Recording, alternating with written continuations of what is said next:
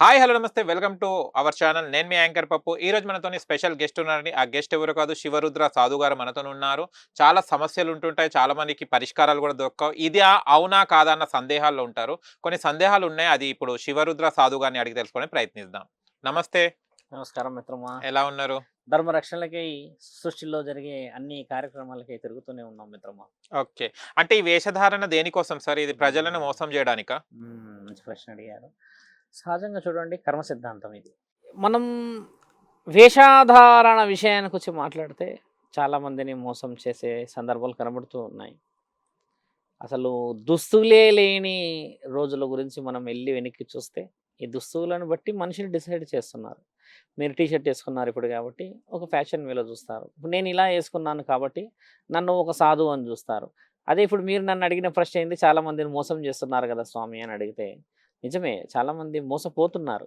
కాబట్టి ఈరోజు ఆ ప్రశ్నకి మీరు ఒక అవకాశాన్ని ఇవ్వగలిగారు.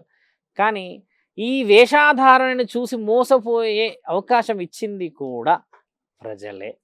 నాలాంటి వాళ్ళు మీరు అన్నట్టుగా అఘోరాలు కానీ, నాగసాధువులు కానీ, పురోహితులు కానీ, ఇంకేదైనా వేషాధారణలు వేసుకొని ఏదైనా విషయ వివరణకి వెళ్తే మిత్రమా, నిజంగా గురు విద్య, నిజంగా ఒక సాధకుడు ఏంటంటే మిత్రమా, కళ్ళల్లో కళ్ళు పెట్టి మాట్లాడి అమ్మ, తల్లి, మిత్రమా అన్న సంబోధనలు చేస్తూ జరిగిన పరిణామాలు, జరగబోయే భవిష్యత్తు ప్రణాళికలు మాట్లాడుతూ ఉంటారు.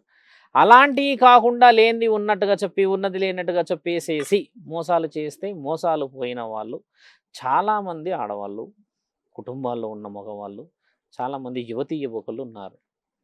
మీకు తెలుసా మిత్రమా, కలియుగంలో ఒక మాటని మనం చాలా బలంగా మాట్లాడాలి. గతంలో కూడా నేను 2, 3 ఇంటర్వ్యూస్లో చెప్పాను. ఏంటంటే శంకర, కలియుగంలో ఎవరైతే మోసం చేస్తారో వాళ్ళు చాలా తెలివైన వాళ్ళని అనుకుంటారు. అంటే మోసం చేసింది ఎవరిని? బాగా నమ్మిన వ్యక్తిని మోసం చేస్తాం. ఇప్పుడు అందరినీ మోసం చేయడం కుదరదు కదా. మనల్ని మావాడు అనుకున్న వ్యక్తిని మోసం చేస్తున్నాము. ఇప్పుడు ఎక్కువ శాతం ఈ రోజుల్లో జరుగుతుంది అంటే వెన్నుపోటు. అంటే ఇక్కడ ఎవరు మోసపోయారు? అమాయకుడు, బలహీనుడు, మనల్ని నిజంగా నమ్మినవాడు మోసపోయాడు. ఒక అక్కే కావచ్చు, చెల్లె కావచ్చు, భార్య కావచ్చు, స్నేహితుడే కావచ్చు, ఇంకెవరైనా కూడా కావచ్చు, నమ్మిన వ్యక్తిని మోసం చేస్తున్నాం ఇక్కడ. అంతకుమించి వేరే ఏ ప్రస్తావన లేదు శంకర. కాబట్టి నిన్ను నమ్మిన వాడిని నువ్వు మోసం చేస్తున్నావు అంటే వెన్నుపోటు. ఇప్పుడు సాధు వేషంలో నేను కూర్చొని ఉండి, గుడి దగ్గరే ఉంటాము, శివాలయం దగ్గర కూర్చొని కుటుంబాలు, ఇల్లు, సంసారం గురించి మాట్లాడతాం. ఇప్పుడు మీరు నాతో కలవక ముందు కూడా ఒక స్త్రీ స్వామి ఇట్లా జీవితం గురించి అని మాట్లాడితే చెప్తూ వస్తున్నాను. ఆవిడ అంతా అయిపోయినాక కాలు మొక్కి బాగుంటాం స్వామి అనిపోయింది. అంటే వివరణ. ఇప్పుడు ఈ వేషాధారణతో మోసం ఎవరు పోతున్నారు అని అంటే, నిజముగా సమస్య ఉన్నవాళ్ళు నిజమైన గురువుని ఎన్నుకొని మాట్లాడే పద్ధతి, వివరణ, ఆ గురువు చెప్పే సమస్య పరిష్కారాన్ని నమ్మి దాంట్లో నిజం ఉన్నది కదా, నిజాయితీ ఉన్నది కదా అన్న ఆలోచన చేసిన వాళ్ళు మోసపోరు శంకర. ఇప్పుడు నేను ఎందుకు మోసం చేస్తున్నాను అన్న విషయాన్ని మనం కొంచెం లోపటికి ఆలోచించాలి. ఎక్కడ కూడా నేను సుమారు నాకు 16-17 వేల మంది భక్తులు ఉన్నారు. కంటిన్యూ ఒక ఇయర్ మొత్తం మాట్లాడతాం. కొంతమంది గుజరాత్, హర్యానా, ఒరిస్సా, పెద్ద పెద్ద పెద్ద పెద్ద ఏరియాల నుంచి వచ్చేవాళ్ళు ఉన్నారు. ఆర్మీ మేజర్లు ఉన్నారు. వీళ్ళందరూ మనం ఒక నమ్మకాన్ని వాళ్ళకిచ్చి ఒక విషయాన్ని తీసుకెళ్ళినందుకు ఈరోజు అంతమందితో ఉండగలుగుతున్నాం. ఒక హంగోహర్బాటం చేసి వాళ్ళని ఏదో వివరణ తీసుకెళ్ళి ఏదో సాధించాలనో లేకపోతే డబ్బు కూడబెట్టాలంటే మిత్రమా, ఇక్కడికి మీ దగ్గరకు వచ్చి కూర్చునే స్థితిని సంపాదించకపోయేవాని. ఇప్పుడు గత విషయ వివరణలు చూస్తే ధర్మమైన ప్రశ్నలను మీరు అడిగినప్పుడు, ధర్మమైన ఆలోచనలు మీకు చెప్పినప్పుడే కదా దాంట్లో విషయం తెలుస్తుంది. మీరు ఒక యాంకర్ కాబట్టి నిజం చెప్పాడా, అబద్ధం చెప్పాడా అని జస్టిస్ చేసేంత నాలెడ్జ్ అయితే సంపాదిస్తారు మీరు.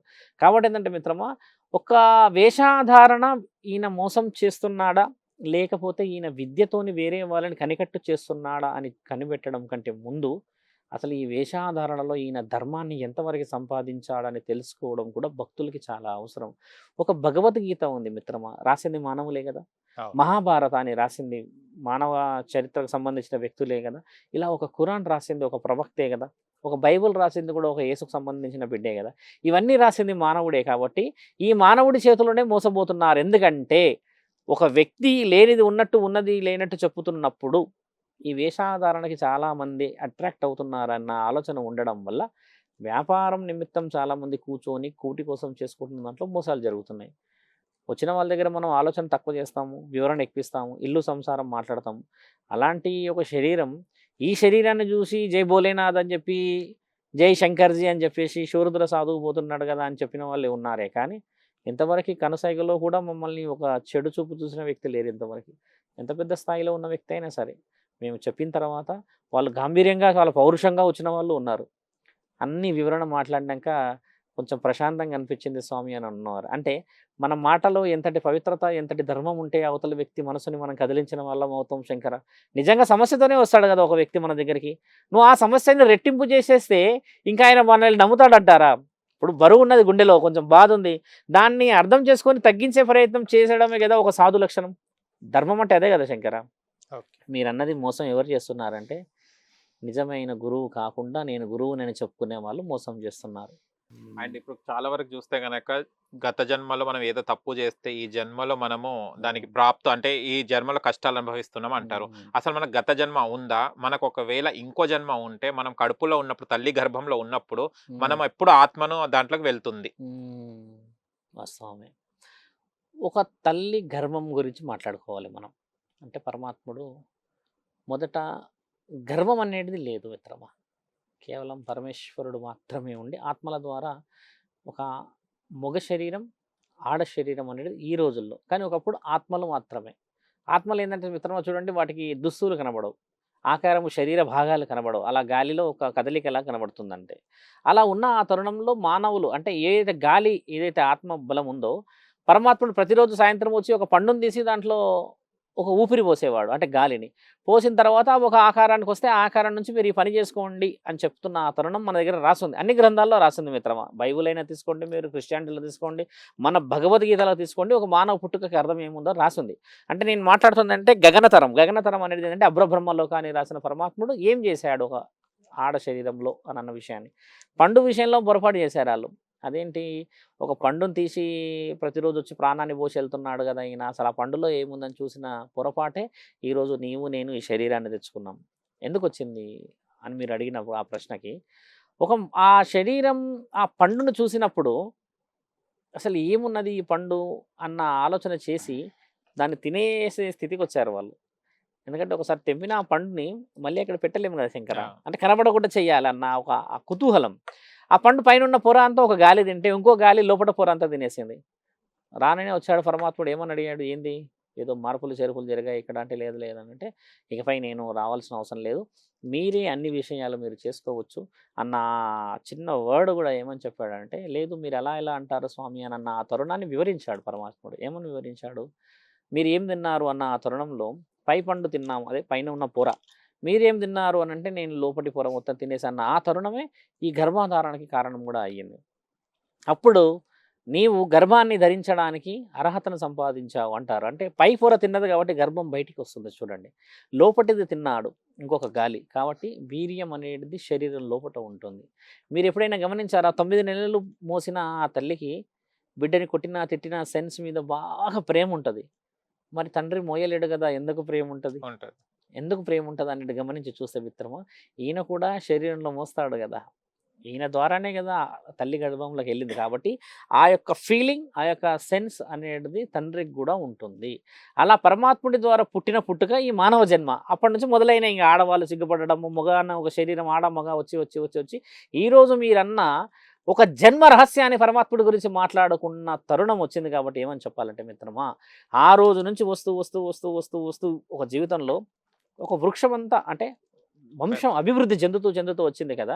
అందులో మంచి వాళ్ళు ఉంటారు, చెడు వాళ్ళు ఉంటారు, మంచి ప్రయోజనాత్మకులు ఉంటారు. ఇలా వస్తూ వస్తూ వస్తూ వస్తూ వస్తూ వస్తూ జన్మలో ఈ జన్మలో నీవు పూర్తి చేయలేని కొన్ని ప్రణాళికని పరమాత్ముడు మళ్ళీ పుట్టించుకుంటాడు.